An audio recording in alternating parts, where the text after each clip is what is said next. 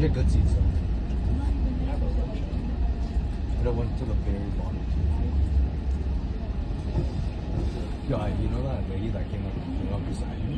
I thought that was too loud. But she's there listening, watching. Doon tayo pipick up yan, ante. Doon tayo pipick up yan.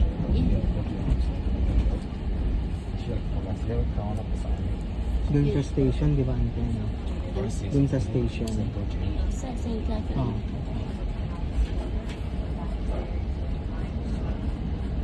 Very nice family.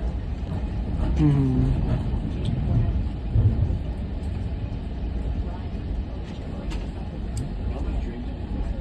I think I had like 6 drinks or 7 drinks. Ito na yung VRO.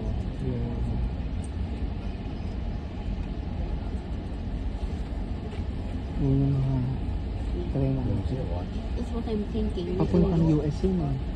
Ottawa. You know what? No, Ottawa is on the Montreal. opposite side.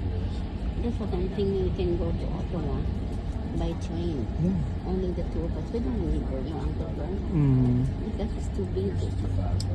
Kailan? Let's see kung we leave here now. After na lang ng ano, ng CME. After our August na ba?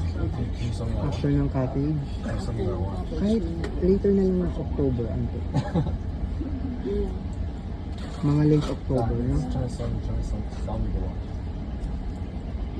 Because it's already cold here. Hmm. Oh, no.